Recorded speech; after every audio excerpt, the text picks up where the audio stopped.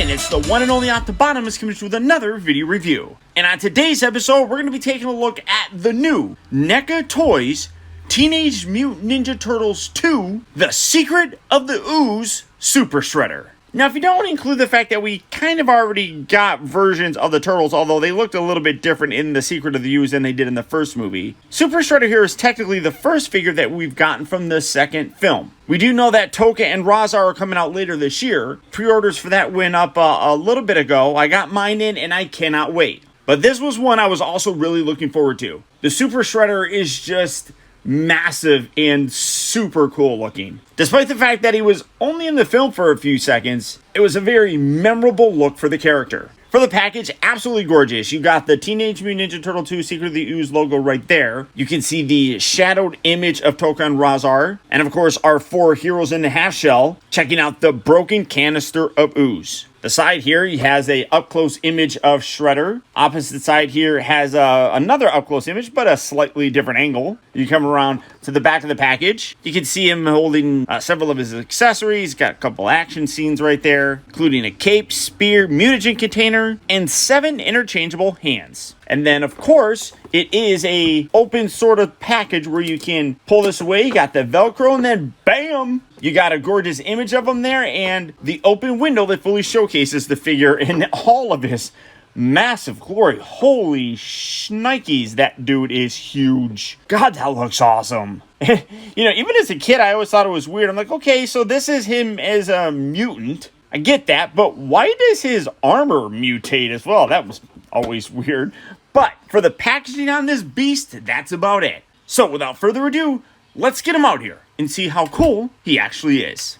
And here we have the Super Shredder opened up and out of his packaging. And before I get into the review, I gotta send a huge shout out to 2 of my patrons. That being, of course, Adam and Brad. Because of their support, this figure was entirely possible. And I cannot thank those 2 enough. Now, for Super Shredder, I do have to mention something that I have a minor problem. That being an absolutely adorable little 1-year-old cat who apparently doesn't think it's necessary for me to show you things from time to time. Previously, they were all little tiny accessories or hands or throwing stars or even little miniature figures like Brains and Wheelie. Now she's decided that she wants to be a ninja, and she has stolen Shredder's large spear weapon. I have no idea where it is, nor do I know if I'm ever going to find it. She more than likely didn't swallow it, so it's probably underneath something, but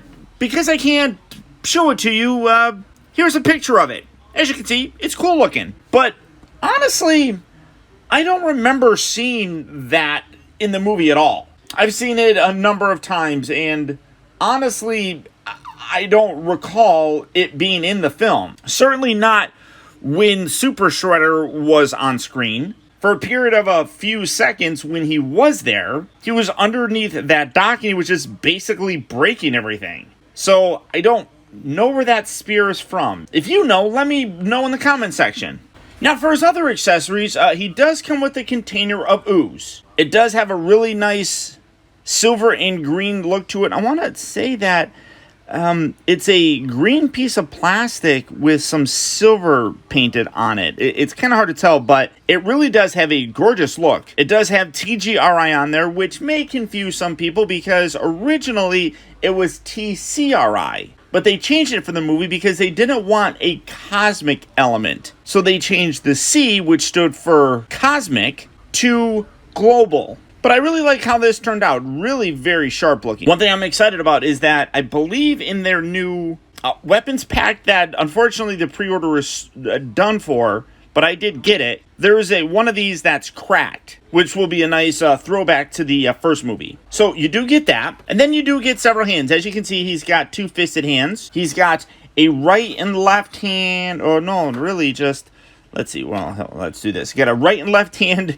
that is designed to hold that staff or spear. He's got a right and left hand that's grasping or just like reaching out. Now, when we first saw Super Shredder, he like busts his hand up and you can see that the hands are in that kind of shape, like, oh. Now, coming in to take a closer look, I want to get a real good zoom in on this.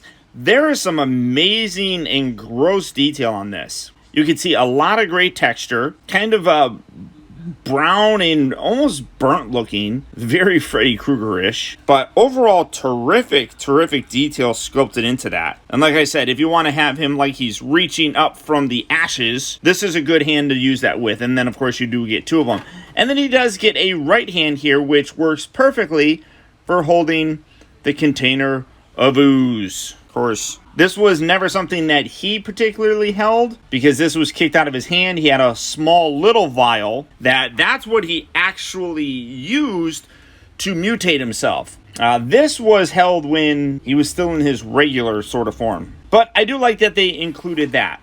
They could have given us a little vial, but you know, whatever. Now for the figure, some people have complained right up front because of the very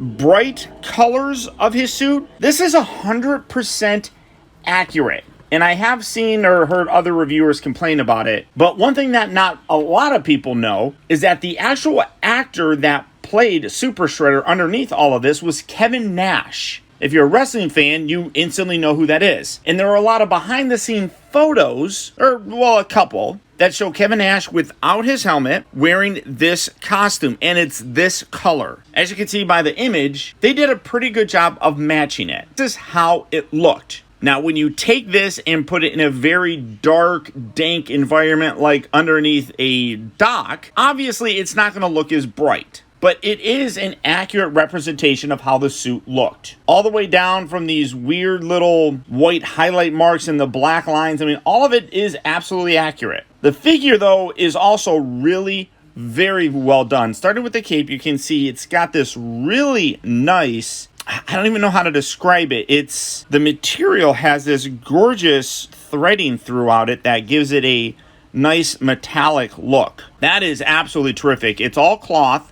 There are no wires or anything in it, which is perfectly fine because I think that it stands and drapes beautifully on him. You can see that it kind of pleats naturally. I really like how that looks. The armor looks terrific. Gorgeous paintbrushing throughout the entire thing, giving it a very metallic look. Obviously, it's extreme looking. The metal here, or well, the razor bits here, all have a tremendous amount of silver paint added on there. It is a softer, rubbery material. The helmet here is more rigid, but it is soft as well. But again, even this has a great amount of detail. And this is accurate as well. In the Secret of the Ooze, he added these razors to it, which, if you like it, you know that it is what it is. That's how it looked, though. The eyes, though, in this are insane. I'm going to try coming in to look at this as closely as possible. He's got some crazy big eyes, like really big, like ah! But that is absolutely gorgeous. I love the detail on it. I mean, I've said it every single time that I reviewed a NECA figure, that I don't always like what they do in terms of business practices, but their figure recreation is amazing. See that all that paint detail goes down here with the arm as well. The arm gauntlets and the razors here have that same softer rubber, but incredible amount of paint detail on there. Ugly hands. He's got his little sash going around, which is, again, very accurate. Thighs are massive. The sculpt and detail in there is extraordinary. Come around to the back, you got those lines that come around to the back as well. Of course, he's got his boots with the straps around there. And then again, you got the giant razors right there. And then you take a look at the feet, and I mean, it's accurate, but I do wish that there was a little bit more of a paint variation with the straps of his sandals compared to the straps and kind of sock sort of things. I know that there's a specific name for what those are, but I don't know it. But amazing detail on this guy. Now, like I said, he was only in the film for a few seconds, but there was a significant change between how Shredder looked in the second movie and in the first one. And here is the Shredder figure from the first movie. The cape obviously is really big. It's a lot more reflective and everything, but you can see that a lot changed between the two looks. Trying to get him just to stand there. Obviously, the whole outfit in general was changed. This was a lot more reddish. In the new movie, it was a little bit more purple, which is why when it mutated, it had that purple kind of look. The helmet was changed, but still maintains some of those elements. I do hope at some point in time they maybe take this guy and do a little bit of work on him and give us a second movie version of Shredder. You can take this off. I wonder, you can't really, that helmet is it's like all on there, but there's his ugly face. I don't know if you can swap that out.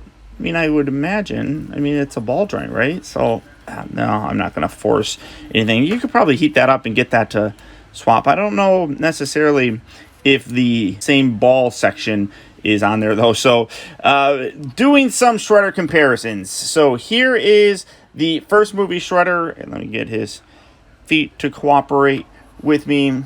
Maybe. There we go. Here's a little bit more common of a Shredder. Here is the cartoon version of Shredder. You can see that there are a lot of elements that are very similar through the years. Here we have the black and white Mirage. Well, not really black and white, obviously, because he's not black and white. He's like black, silver, and blue. But either way, the Mirage version of Shredder there. Here's the other Mirage version of Shredder. So you can see kind of the history of Shredder from NECA. Really, the only one that we're missing is a Secret of the Ooze version of him before he's mutated. So, fingers crossed. For his articulation, as big as he is, he still maintains all the same level of articulation. Nothing really is skimped out there. The head is on a ball joint, and then the neck section is also on a ball joint. It does require, I mean, it's a very big ball joint, so you can get that really emoting in almost any direction really that you would want. So that's a great range of motion that I love seeing. The shoulders do rotate and then they hinge in and out. There's a little bit of a ratchet joint there, so you can feel it kind of locking right there. And even when you get like that, I love the fact that they got like the trapezius muscles right there. That's really cool to see. He does rotate at the elbow itself, nothing at the upper part of the arm. It's all done here at the elbow, which is perfectly fine. You can still rotate it out, but I mean, naturally, it's not very anatomically correct as you rotate out your forearm. For the most part, that would go with it, but it's, you know, that's neither here nor there. He does have two elbow joints. He's got one at the upper section, and then you can bring it down. You can see the little elbow knob right there. And then in his forearm, he's got another rotation. So that's a little bit weird looking, but you do get a nice range of motion with it, and it does kind of fit. It does kind of look a little bit weird when you're bending him right there, which it's weird. Let's just be honest. It does rotate at that lower section though, so you can move that around, which is nice for the blade sections. The wrists do move forward and back. They also have a hinge. He does have a ball joint up here that it feels like a ball joint, but allows you to rotate, and you can see that trapezius muscle right there goes along with it, which is nice. One thing that people have complained about is the fact that he is a little bit bobbly, and you can totally see it right there at the lower waist. I don't know how you could tighten that. It's not terribly bad, but I mean, it is kind of annoying. But you do have a ball joint there, so you can move it forward and back, do all that kind of motion, forward and back at the hips. But this piece here is a little bit more rigid, so you can't really move it too terribly far. Unlike a lot of the recent NECA figures that give you a rubbery version of a cod piece, that one's a little bit more rigid, so you can't really rotate that too far. So forward and back, you're really only going to get that range of motion. Goes out pretty decently, though. He does rotate on a fairly big joint right up there at the thigh itself. He does have two bends here at the knee, but again, it's one of those ones, much like this, where it's kind of weird-ish. You got an upper one and a lower one. I feel like the knee is just too big looking. That just looks kind of strange to me. I also don't particularly like how this is kind of flesh colored. It makes me think that his pants are ripped. I wish it was more creamy white like the rest of it. That kind of bothers me, but it's okay.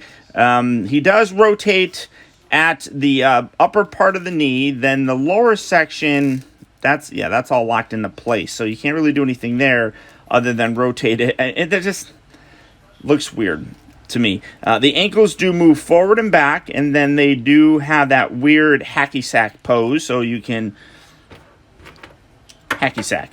You can do it. The hacky sack joint right there. That's what I call it. But in general, absolutely love this figure. I really think that they nailed it.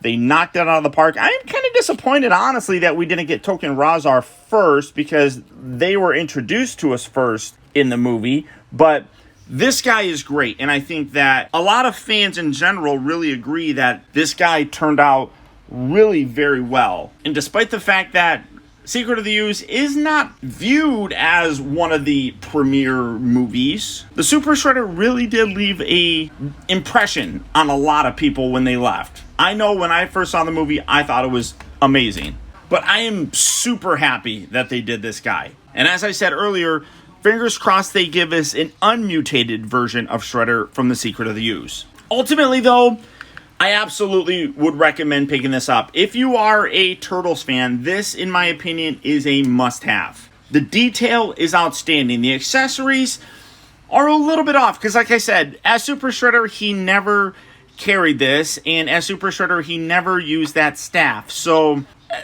it's kind of weird, but honestly, I don't know what else you could have given him other than maybe that little tiny vial. But again, I don't know what you could have given him. All the hands, yeah, that works out. So, I mean, while I don't necessarily think that these accessories work for him, it's appreciated that they gave us something. And at a price point of $32, the size, the accessories, the detail, I really think is a very good price for this figure. Now, as with all of the movie figures, this is a Walmart exclusive. Luckily, though, there was a very small window where NECA was able to take some stock and offer it on their website. So that's how I was able to get them. I got very lucky and was able to get in on that pre-order. But that, unfortunately, is now over with. But he is in stores now. So if you are looking for him, good luck and happy hunting. But beyond that, guys, that's about it. Again, I want to send a huge shout out to my patrons, Brad and Adam, who through their continued support has made this review entirely possible. And if you'd like information on how you can help support my channel like Brad and Adam, feel free to check out my Patreon page at patreon.com/optibotamus. A contribution of as little as $1 a month really can go a long way towards helping me out, and I would really appreciate it. And finally, remember that the real trouble with the world is that too many people grow up. Thank you for watching and taking the time to be a kid.